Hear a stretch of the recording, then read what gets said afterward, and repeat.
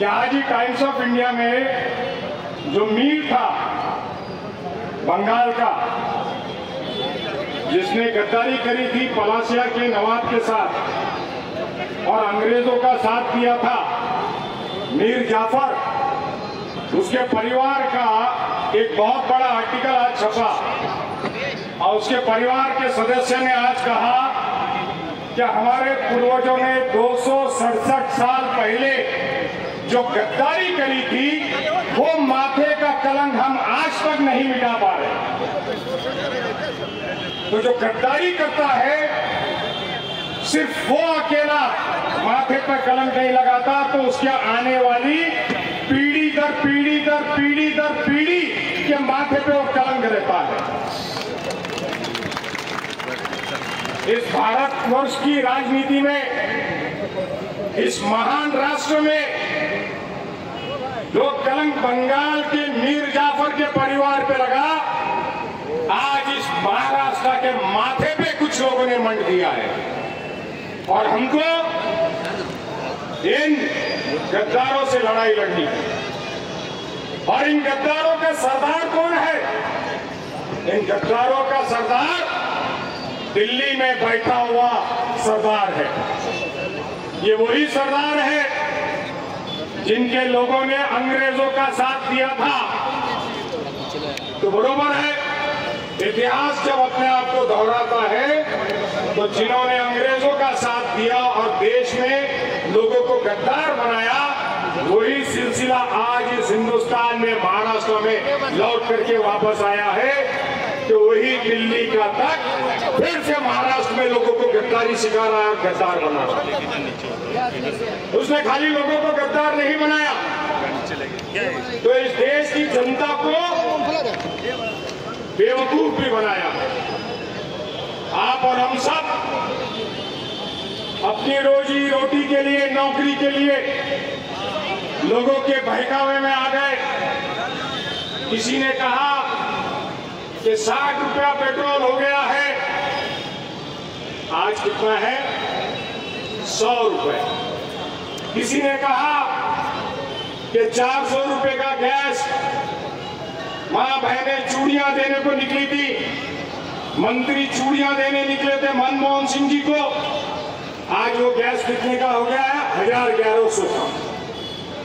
Unemployment, रोजगार 2 करोड़। आज employment के scale में दुनिया में हाईएस्ट नंबर पे भारत है। पंतप्रधान पार्लियामेंट में बोलते हैं, फाइनेंस मिनिस्टर बोलती है कि हमने 7 लाख लोगों को रोजगार दिया, जबकि इनको 10 साल में 20 करोड़ लोगों को रोजगार देना था।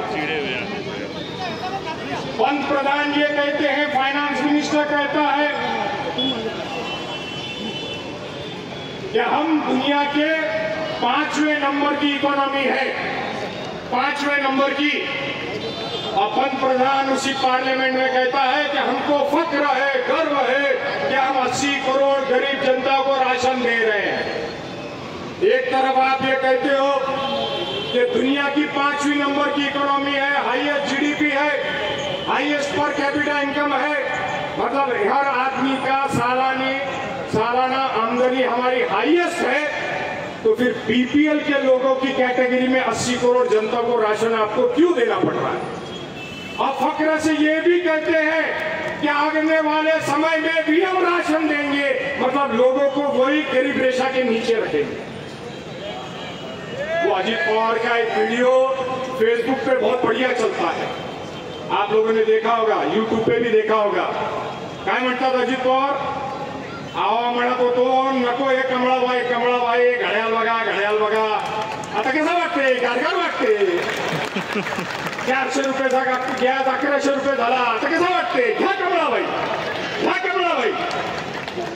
50,000 रुपयाची बाईक होती, आता लाख रुपये वाटते, लाख रुपया झाली, आता कसं वाटते? अहो घड्याळ म्हणत होतो, ऐकलं ना मला, कमळाबाई कमळाबाई कमळाबाई, घ्या आता डोक्यावर कमळाबाई। मतलब ये इंटरनेट और इस पर भी आजकल बहुत मजेदार चीज चलती है, सब पॉलिटिकली भी चलती है, मगर उसके पीछे एक बहुत ही इंपॉर्टेंट मैसेज होता है। जिन लोगों ने बोला कसं वाटते ते जाऊन तिथे बसले आता आपल्याला त्यांना विचार लागेल, अजितदादा कसं वाटते? गारगार वाटते. कमळाबाईच्याकडे जाऊन बसले, आता कसं वाटते? गारगार वाटते. 70,000 कोटीचा तुमच्यावरती भ्रष्टाचाराचा आरोप होता की आता निघून गेला, आता कसं वाटते? आता गारगार वाटत असेल तुम्हाला. या देशावरती आणि समाजकारणावरती कलंक पोचण्याचं काम, कलंक लावण्याचं काम जर कोणी केलं असेल, या भाजपच्या लोकांनी केलं. ज्यांनी राष्ट्रवादी फोडून त्या बाजूला गेले त्यांनी केलं, ज्यांनी सेना फोडलं त्यांनी केलं, ज्यांना आपण हिंदू हृदय सम्राट म्हणत होतो बाळासाहेब ठाकरे, त्यांच्या नावाची परिवाराची आपण शपथ घेत होतो, त्या परिवार बरोबर गद्दारी केली. परमेश्वर तुम्हाला माफ करणार.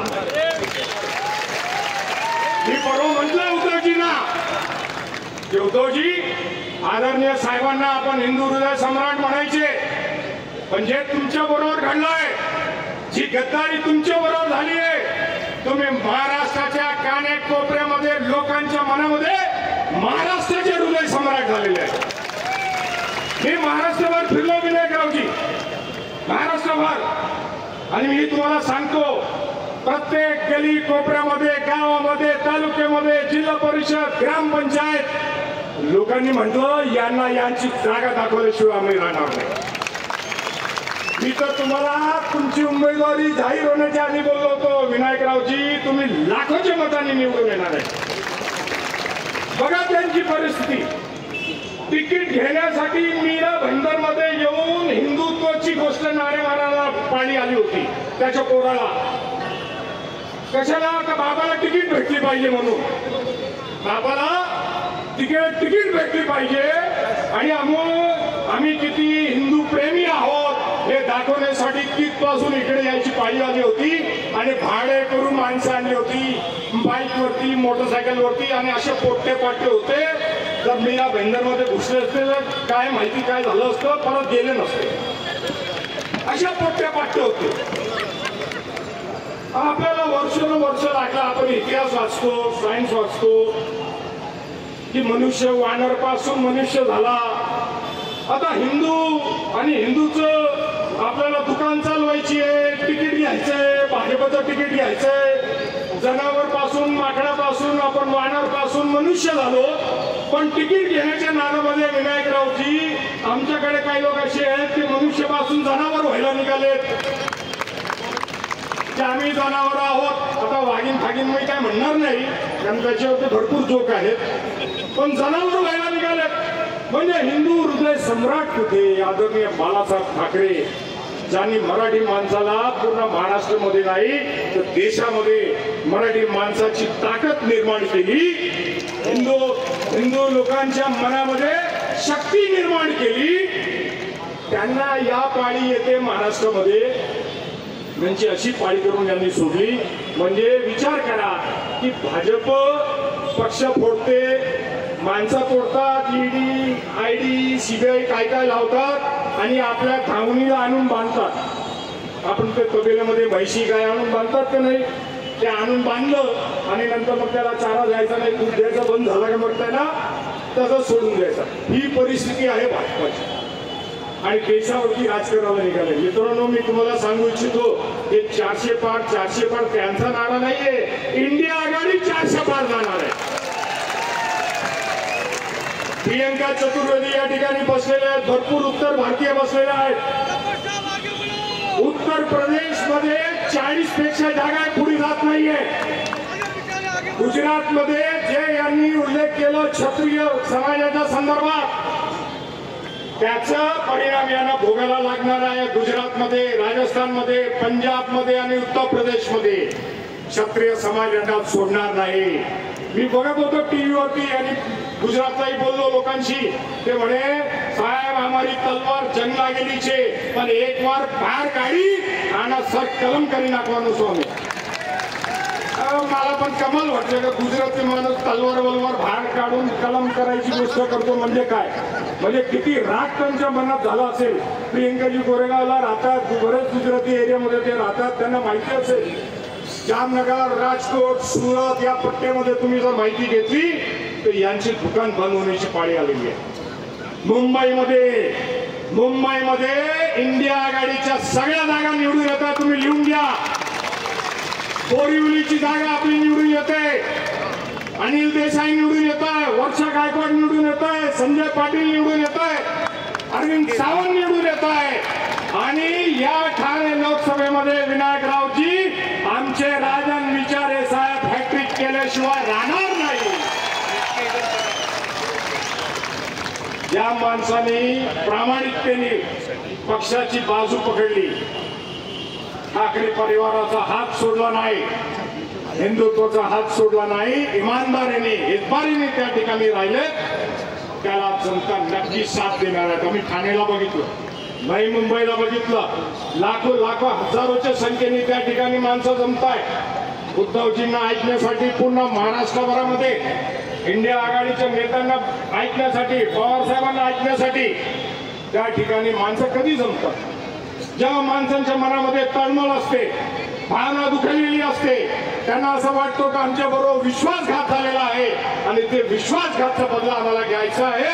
त्याच वेळी माणसं जमत असतात. आणि म्हणून मित्रांनो, ज्या अर्थी राजन विचारे साहेब आज खासदार आहेत, यापुढे सुद्धा 20 तारखेला आपल्याला त्यांना खासदार म्हणून निवडून द्यायचं आहे. काय म्हणून निवडून द्यायचं आहे? खासदार म्हणून निवडून द्यायचं आहे. आणि इंडिया आघाडी उद्धव बाळासाहेब ठाकरे या उमेदवाराची यावेळी निशाणी मशाल आहे. काय आहे निशाणी? काय आहे? दोन्ही हात वर करून सांगा.